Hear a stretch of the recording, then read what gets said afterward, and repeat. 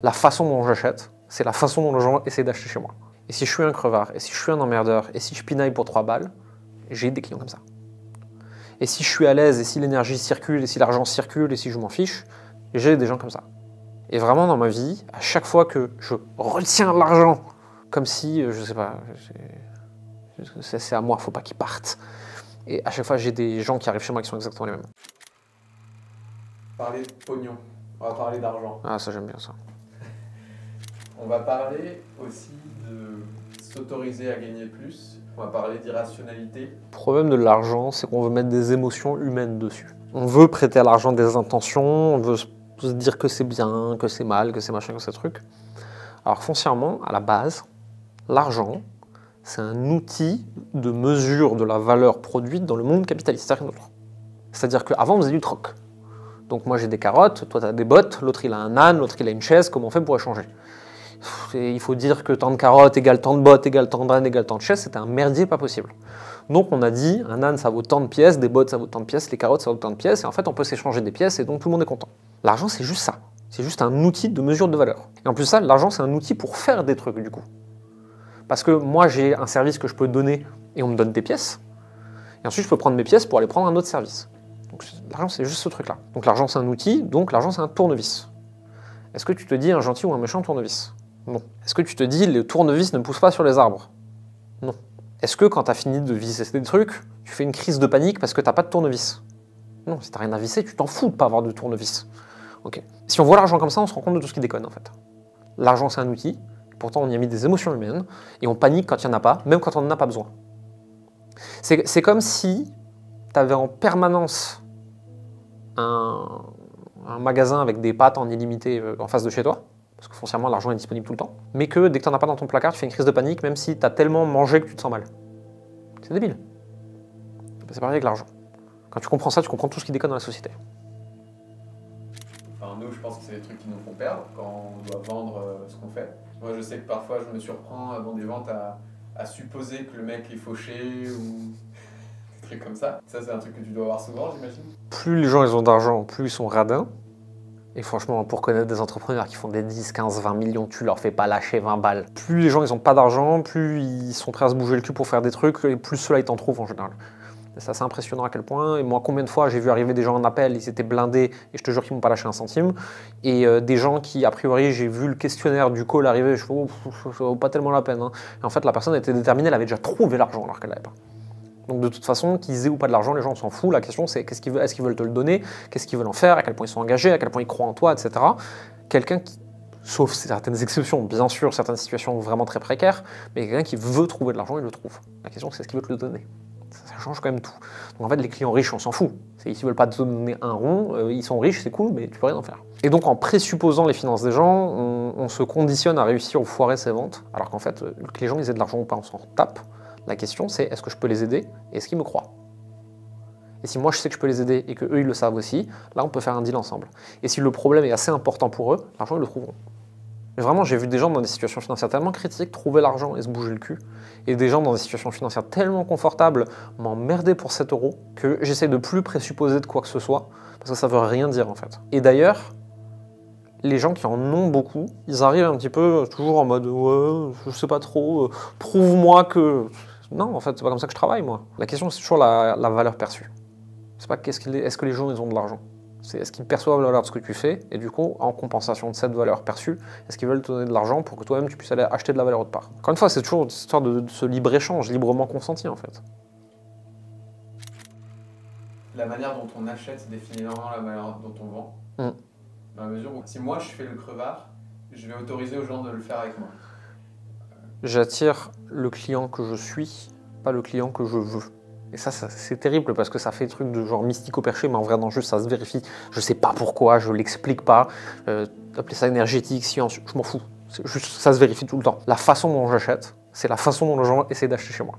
Et si je suis un crevard, et si je suis un emmerdeur, et si je pinaille pour 3 balles, j'ai des clients comme ça. Et si je suis à l'aise, et si l'énergie circule, et si l'argent circule, et si je m'en fiche, j'ai des gens comme ça. Et vraiment dans ma vie, à chaque fois que je retiens l'argent, comme si, je sais pas, c'est à moi, faut pas qu'il parte. Et à chaque fois, j'ai des gens qui arrivent chez moi qui sont exactement les mêmes. J'ai écouté il n'y a pas longtemps un truc comme ça, une expérience de pensée en fait. Imaginons que vous ayez dans votre entourage une personne que vous aimez vraiment beaucoup, beaucoup, beaucoup. Et cette personne-là, vous allez l'enfermer dans une toute petite pièce, jamais la laisser sortir, pas lui laisser atteindre ses buts dans la vie, pas la laisser s'épanouir, pas la laisser atteindre sa raison d'être. A priori, vous finissez dans une série de Netflix sur les serial killers. Mais vous faites ça avec votre argent. C'est un truc que je disais à nos clients il n'y a pas longtemps. Et en fait, l'argent, c'est pareil. Ouais, l'argent, moi, je suis à l'aise avec, j'aime ça, je suis bien dans une bonne relation.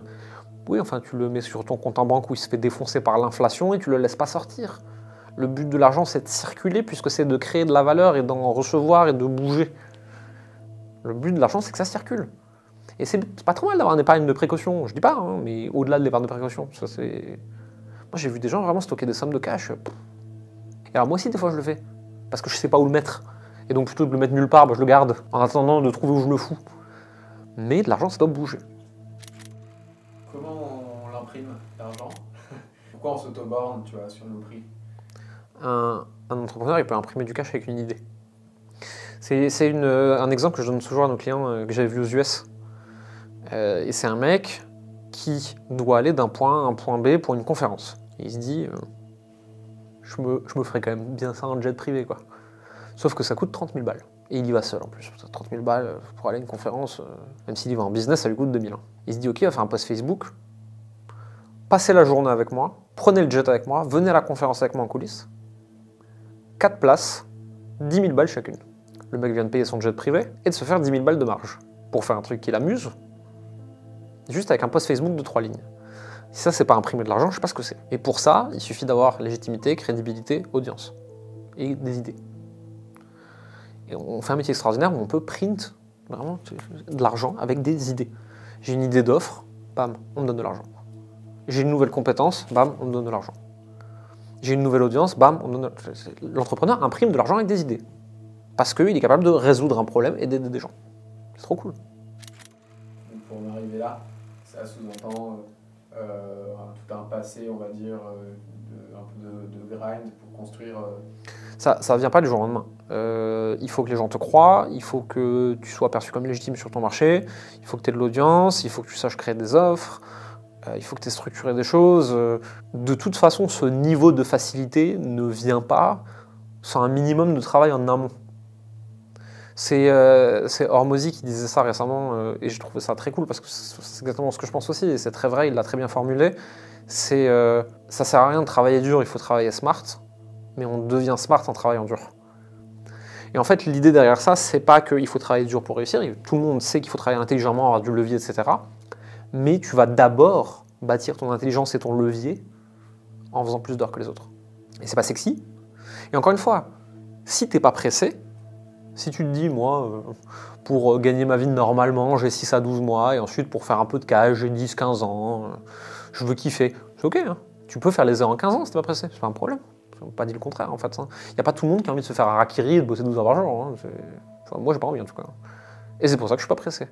Je peux pas dire un veut y aller plus vite que les autres si je veux pas faire les heures de travail qu'ils font. C'est tout. Comment on vend plus cher? La plupart des gens quand même, s'ils fois de leur prix, il se passe rien. Moi c'est ce que j'ai observé en tout cas. La plupart des gens ils peuvent fois de leur prix, il se passe rien.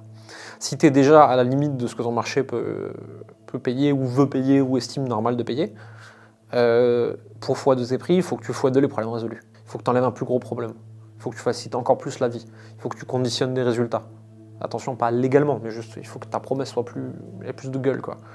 Il faut que tu aies plus de preuves que ça marche. Il faut que tu sois capable de délivrer plus vite, avec moins d'efforts, moins de ça. Enfin, il y a l'équation de la valeur créée, hein, avec les efforts, les sacrifices, la vitesse, la valeur perçue, les chances de succès, etc. Et en faisant jouer cette équation, tu peux augmenter ton prix. Mais la plupart des gens comme moi qui arrivent chez moi en tant que client, ils peuvent, eux, fois de leur prix sans qu'il se passe rien. Parce qu'en fait, ils vendent tous pas assez cher, de toute façon. Et genre vraiment pas assez cher. Parce qu'ils ont l'impression que moins cher, c'est plus simple. Alors qu'en fait, c'est débile parce que c'est le contraire. Et moi, mon expérience me dit que les gens qui m'ont le plus emmerdé sur Internet, ils avaient acheté un truc à 7 € chez moi. Les gens qui m'ont le moins emmerdé sur Internet, c'est des gens qui m'ont filé 50 ou 100 000. Pas comme ça en une fois en 4 secondes, mais sur l'année, ils m'ont filé 50 ou 100 000 balles. Sur des grosses offres avec beaucoup d'accompagnement, tu vois, mais c'était pas chiant. Genre limite, ils m'annulaient des séances parce qu'en fait, ils avaient pas le temps. En fait, ils voulaient un résultat, ils s'en foutaient du temps qu'on y prenait. Et moins ça me prenait de temps, mieux c'était, tu vois. Alors que la personne à 7 € qui achète un bouquin, elle te dit qu'elle joue sa vie. Et peut-être que c'est vrai dans sa tête, hein. C'est pas une critique envers elle en tant qu'humain, mais en tant qu'entrepreneur, plus cher, moins chiant. Tu aurais 2-3 tips si j'ai la sensation que je peux pas demander plus, si j'ai la sensation que les gens à qui je parle, putain en vrai ils ont pas d'argent, c'est pas bien si je leur prends, enfin voilà, si je suis plein de barrières comme ça, des trucs classiques. Déjà, il faut arrêter de penser qu'on peut prendre l'argent aux gens. On peut pas. Ou alors ça s'appelle du banditisme, hein, c'est vous avez un couteau et vous venez chez eux à la maison, quoi. Mais si vous faites du business sur internet, ou pas sur internet d'ailleurs, vous pouvez pas prendre l'argent aux gens. Vous pouvez faire une proposition, ils peuvent l'accepter. Il y a un moment, il faut aussi laisser leur responsabilité aux gens. Ce grand truc de « ah, je me suis fait closer ». T'as plus de 18 ans, t'es majeur vacciné, t'es pas sous curatelle, on t'a laissé réfléchir à l'offre normalement, on te l'a présenté, t'as fait le paiement, tu as fait le paiement, le virement, on t'a pas volé ta CB. On peut pas prendre l'argent des gens, il faut que les gens ils prennent leur responsabilité un petit peu. Donc en fait, à partir du moment où on sait qu'on peut pas prendre l'argent des gens, on cherche l'échange librement consenti par les deux parties. Donc en fait, on cherche à tomber d'accord sur la valeur de quelque chose, c'est tout. Ben, je peux essayer de tomber d'accord sur une valeur plus haute. Puis au pire, on me dira non. Puis s'il y en a un qui me dit non, ça veut pas dire que j'ai tort, ça veut dire que c'était pas le bon. Et s'il y en a 150 qui me disent non, peut-être que j'étais un peu présomptueux. Peut-être que je vais redescendre un petit peu. Ou alors que je vais retravailler ma valeur perçue. Mais dans tous les cas, on peut toujours monter son prix, c'est pas une escroquerie sur la personne en face. Les gens, c'est des adultes. Il faut leur laisser la responsabilité. Est-ce que si tout le monde dit oui trop facilement, c'est un bon signal que peut-être que on n'a pas... Enfin... Si tout le monde dit oui trop facilement, il faut absolument que tu montes tes prix. Si au moment de l'annonce du prix, le client il a un petit... Là, t'es au bon prix. C'est genre, faut que ça gratte un peu là. Et si ça se passe comme ça, que la personne elle dit oui quand même, après que t'aies bien appuyé la valeur, là c'est que t'es au bon prix, c'est que t'es à ta limite haute. Tu peux être un tout petit peu en dessous de ta limite haute quand même, hein. T'es pas obligé d'être tout le temps en friction maximum, parce que le risque de la friction maximum, c'est que si toi tu performes ne serait-ce que 10 ou 20% de moins, ce qui peut arriver dans la vie, hein, en fait la personne tout de suite elle est déçue, parce qu'elle t'a payé vraiment la limite de ce qu'elle voulait payer, quoi. Donc il vaut toujours mieux être 10% en dessous de la limite, mais si ça dit oui trop facilement, c'est qu'il faut encore augmenter ses prix. Tout ça, c'est des barrières mentales que nous, on a observées chez les clients qu'on accompagne toute l'année. Si vous voulez en savoir plus, on a mis une vidéo dans la description qui peut sûrement vous aider. On parle un peu d'argent dedans d'ailleurs. Vous cliquez, vous laissez votre email, on vous l'envoie, le truc classique. Avant de partir, abonnez-vous à la chaîne, mettez un pouce, dites-nous un truc sympa dans les commentaires. À très vite.